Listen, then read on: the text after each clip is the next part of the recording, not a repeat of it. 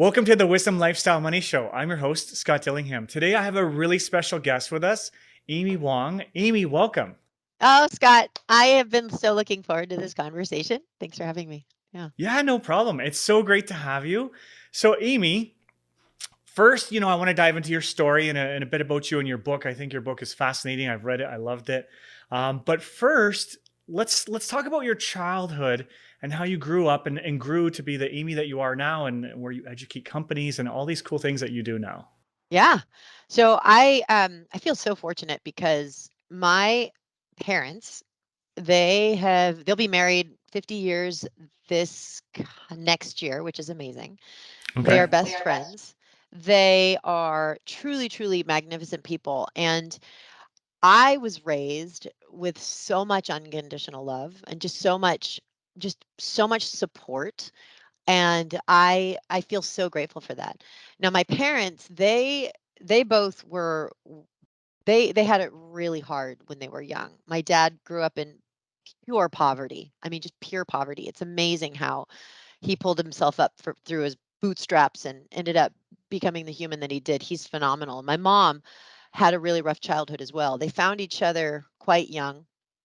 They got married in their early 20s. They bought a nightclub because my dad's also a musician, That's learned awesome. drums. Yeah, he's phenomenal. And so they bought this nightclub in Sacramento. And so I was raised in a bar the first part of my life as an infant. But they're just tremendous, just amazing humans. They're generous, they're kind, they're fun, they're funny. They just are so in love with life. They're in love with each other. They I have two siblings, and so there's so much love and so much happiness in our household. Now, does that mean that we weren't without tragedy or trauma or down moments? No, my gosh, we had all of that and then some. But I have to say that I think I learned my work ethic from them because they are hard workers. They are kind people. Um, and I just I'm in love with life myself, and I actually think Yeah. it's because of them. Yeah. That's awesome. That's so cool.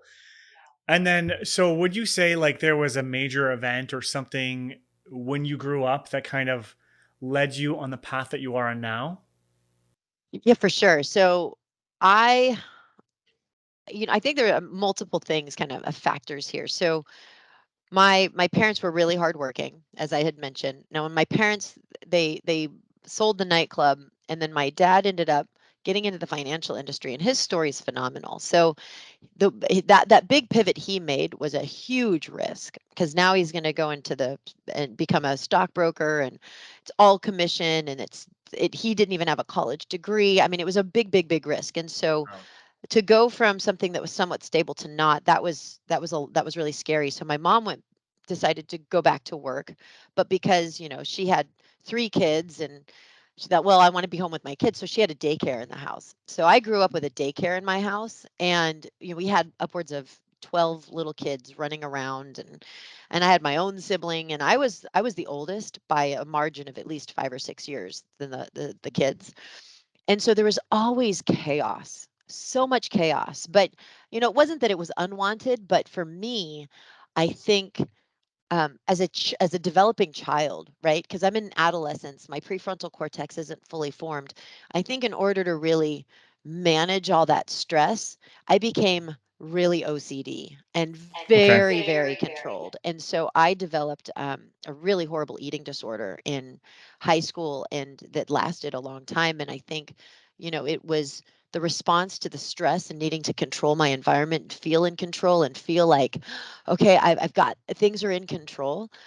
It just My personal life really spun out, and it was one of those things where it was so hard, Scott. Oh my gosh, and I had it for years, and it was one of those things where debilitating. Truly, I mean, you're in a living hell, and yet, like I'm certain that if it wasn't for though that dark period from age 15 to 21, I wouldn't be who I am today. Okay. And so, for me, I had learned all the powers of reflection and all, I mean, the strength, the resiliency, it really definitely made me who I am today. And so with this, I have really come to realize that, we grow equally in the Yeah, light and in the dark. And so I'm now at a place where I can just embrace both very easily. that's impressive. Yeah, yeah. Yeah, no, good for you. So, for anybody who maybe is in a dark period of time right now and they need to get out of it, what were some of the things that you did to sort of get past that? Yeah. So a couple things. I'll speak personally because I can't speak for everybody, but I Sure. knew that when it was really, really dark, like I knew deep in my heart it wouldn't be this way all forever. I knew that there would be a point in time when I would be healed, but the path between where I was and healed, it was so elusive. It was I'm not sure how that was going to happen, but I did have faith that okay, this isn't going to last forever. And then Mhm. I had to say to myself, but maybe there's something in here that I'm learning that I just can't put my finger on right now, but I'll appreciate later. And so what I developed, and I now teach it now as a coach because I work with a Okay. lot of leaders and teams, and one of the tools that I didn't have words for it back then, but I do now, and I call this tool painting forward.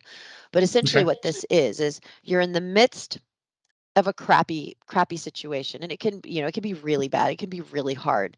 It's your down period, you're like, oh, this is so hard, I just don't know how we're going to get through, or right. So it's those really down hard periods. Well, what you do is in this moment you do a little bit of a pivot. And the way this works is, how, Scott, like for you, how you'll be in your now moment today on it's Tuesday in October, and you're in Yeah. your now moment, but you look back in the past and you're like, oh, gosh, remember that thing I went through in my 20s? I was 22 and it was, God, it was so hard. And you know how we'll look back to our past in those moments that were super hard. And we can, from our now moment, we look back at that and go, you know, that was awful. But if it wasn't for that, I wouldn't have this and I wouldn't have done that. And I wouldn't be here and I wouldn't know what I know. And so we do this all the time with when we look back in the past. And so from our now moment, we can always extract the gift of the shit of the past. We can always do that. Yeah. But and so what this tool is if you're in a crappy now moment, it's saying, "Oh, hold on, there's going to be a point in the future where I'm going to look back at this and go, yeah, that sucked, but and so Yeah. what painting forward is it says, hey, why don't you fast forward? Take a moment, go to your future vision, say 3 years from now. And now from that place, just imagine that you've lived into your aspirations. Now explain to yourself why this that you're in right now, this crappy moment, why that's on purpose, why that's necessary to get you there. Nice. And so it's a really powerful way of reframing and a crappy situation Yeah. and converting your resistance to appreciation. Because the moment you can do that, then your equation changes. And then Yeah. what starts to happen on a daily basis changes when you can change that energy of resistance to appreciation. I love it. I love it. I've been reading all kinds of things about visualization and just the power of like your subconscious mind, and all of that leads to exactly like what you're saying here. So it's so incredible. So Yeah. good for you. So you teach this for businesses because you said you're a coach, so you do this for businesses? Yeah. So when I work with teams and I work with leaders, I work with, on all things growth, transformation, and flow.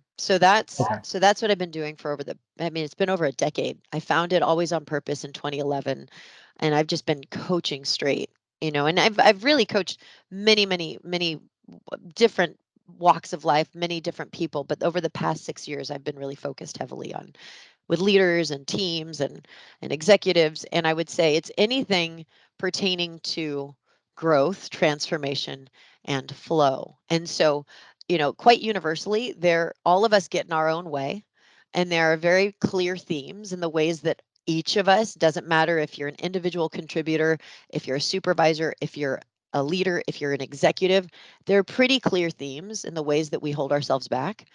And often it's kind of below the level of our own awareness. And so what I do is when I partner with leaders, we help excavate those blind spots and then That's awesome. convert inaction to powerful action. That's awesome. And then just for anybody listening here, do you provide these coaching services regardless of where the potential client may live in the world? Oh, totally. Yeah, Yeah, absolutely. Absolutely. Yeah, I've coached people all around the world for sure. that's Yeah, so cool. sometimes it can be a challenge with the time zones, but we'll always make it work. Yep. No, that's Yeah. awesome. Yeah. No, good for you. And you've written an amazing book, right? Can you tell us about that? Like how long did it take you? Where was some inspiration, behind writing it? I'm really excited to hear this. Oh, thanks, Scott. Yeah, it was so I what an amazing, I mean, truly transformative process it is to write a book. Now, it was in 2014, going into Okay. 2015, that I knew exactly what this book needed to be. And I knew in my heart I was going to write it. But I also Okay. knew that it wasn't time. It was not time to write the book because I was still in process of gathering all the research and doing, I mean, really I was immersed in all of the coaching conversations because I have had thousands of conversations and I knew what the essence of this book needed to be because what I was doing at that point in time, it was genuinely helping people. People were absolutely transforming, and the thought was, well, shoot, I'm really just limited to the people I can work with. But there's this process that absolutely helps. And I want to get this out to those that really want to take this on, but I can't physically work with because there's not enough of me to go around. This book has to be Yeah. in existence. And so, but I knew, but I'm still I'm still doing the case studies, I'm still getting the examples. And so it was around 2019 when I was like, okay, now is the time. But here I have to tell you, there was a pivotal moment, and it was in 2016, and Okay. I'm getting certified in conversational intelligence. And so part of a huge area of expertise and passion of mine in my coaching is all things communication, Yeah, because this is where everything is happening, for in this sure. medium of communication. And we don't tend to think about it that way. We just kind of tend to show up with our noble intention and then hope for the best and then wonder why things fall apart, right? So, Yep. so there is just so much opportunity in getting this medium right. And for me, this medium really is really symptomatic of the deeper stuff within us. And so this is a big entry point to do the deep work with people. But anyway, communication is a big fascination and focus. So I'm getting certified in conversational intelligence, which is all about the neuroscience of trust and communication. And Scott, oh my goodness, when I learned that rejection as an experience literally registers as physical pain and and it is literally perceived as like death to the brain. Rejection is truly like death to the brain.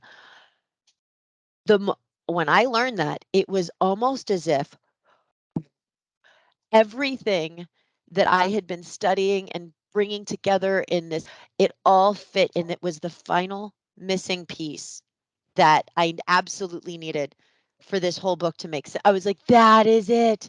And so that's when I'm like, okay, this book is absolutely going to happen now. I've just got to get the final this, final that. And it was 2019. And I'm like, all right, it's time. I'm doing it. We're getting this book out there. And then it was flow. And as you know, we know, Yes. we know how flow works, right? Yes. Yes, that's how we met. Yes, it's a high peak performance flow training course. So, That's right. And what a pleasure to be together in that course. Yeah. yeah, no, for sure. I loved it. But no, I love that too. And do you find because of COVID, do you think that also helped because now there's more working from home, there's less physical meetings? Did that help to really get the writing done for you?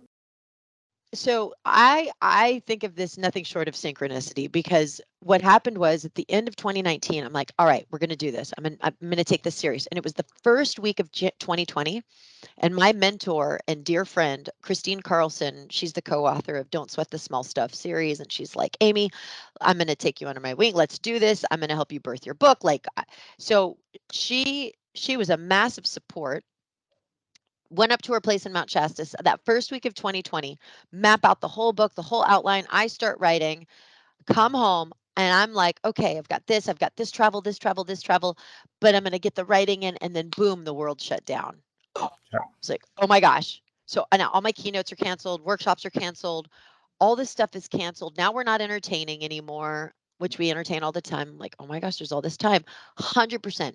I am certain that if it wasn't for that weird wonky shift, I don't know if I would have been able to finish the whole book in the whole year, because I started that first week of 2020 and I finished the manuscript on December 27th of 2020.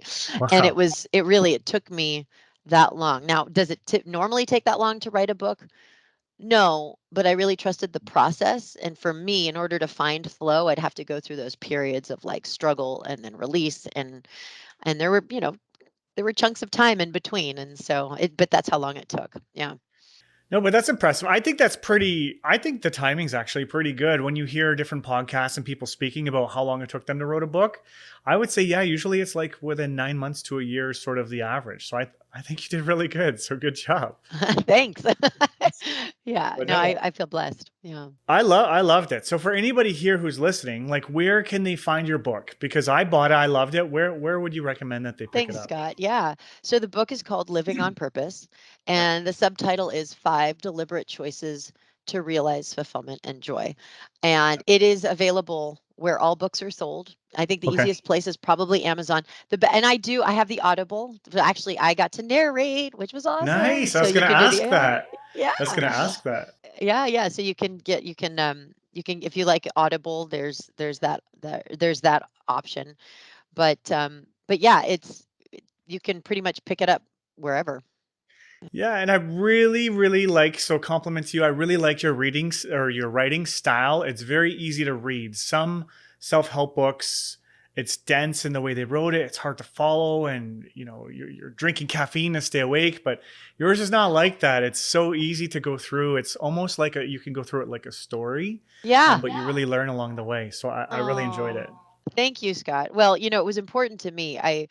I'll just share with everyone that, the first part of my life, so I studied math at UC Berkeley, and so my undergraduate was in pure math, and so as a mathematician, like trained very rigorously in just understand logic, argument, reasoning, and for me, discerning truth and finding patterns and meaning, and then being able to articulate that in a very clear and very irrefutable way. That's just something I've been very rigorously trained in. And then on the flip side, my graduate degree is in transpersonal psychology, which is the complete the other side of, discerning truth in a in a subjective, nonlinear way. And how do we make sense of this when it's really quite irrational, and then being able to hold both. And so what was important to me with this book was that it was as clear and as bulletproof sound, like logic and argument wise, as a math proof, but really truly honored just the humanity of our experience, and just how illogical we can be, and how stories really teach. And so it was important that I really kind of bring both, because for me, I mean, I understand best when there's a sound argument, but I also need story to understand the context. So Yeah. yeah, that's how it came together. That's awesome. Back to your synchronicity, right? Everything worked out and all fit together perfectly. So Yeah, that's thank you. awesome. Yeah.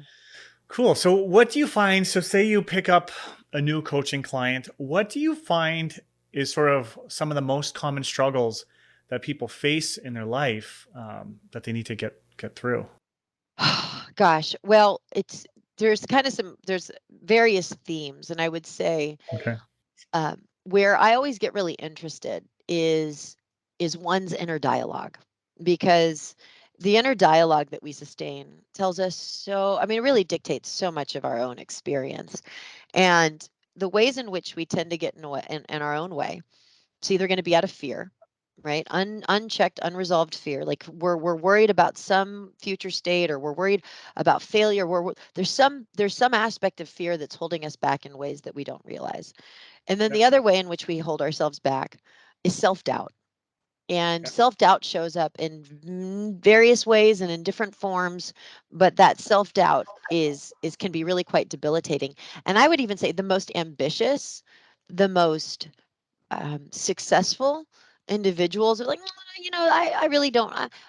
That's not an issue. Believe it or not, it pops up in ways that are somewhat insidious. And so, and identifying the ways in which we hold ourselves back due to unrealized self-doubt is actually, it's a huge opportunity. So I'd say fear, self-doubt, those are big ones. And then another way that we tend to get in our own way a lot is unnecessary resistance to what is.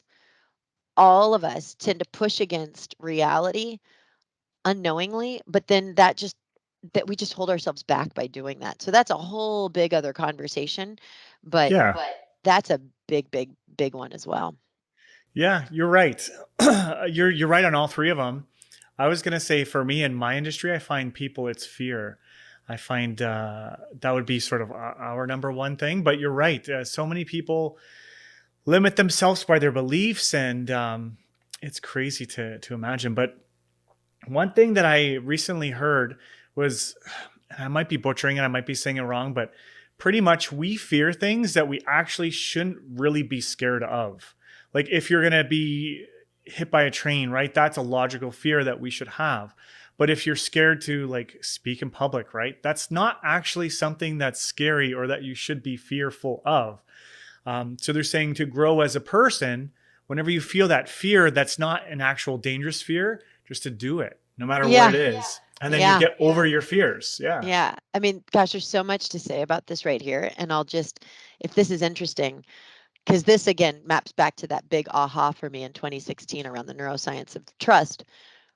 Most of our fear, oh, I mean, I have yet to have any conversations that are going to invalidate what I'm going to say, but I would say, I'm going to just throw out a number, 97% of the time, every single one of our fear is going to map back to how we are being perceived.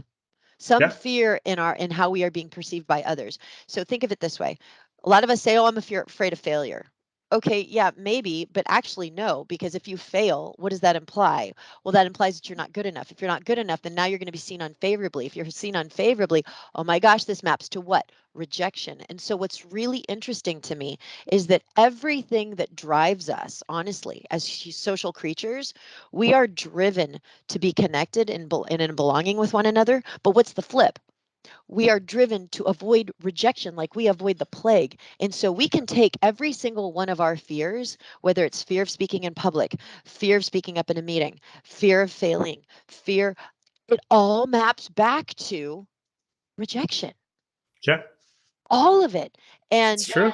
when we can see this logically, and then we can work this out for ourselves through the process of just inquiry, like, oh my gosh, this Yeah. is what holds me back. It can unlock a lot. It's so true. And you don't have to necessarily attack your fear head on. You can do it indirectly and still receive results. And I'll give you an example. I was helping my dad. He used to build houses, when I was younger, I was a teenager. And I was on the roof. I was doing the roof with him and I almost fell off the roof. So I became scared of heights because I literally almost fell off like a 3-story roof. So then later in life, I was like, well, you know what? I want to get over my fears. So I'm going to jump out of a plane. I'm going to go skydiving.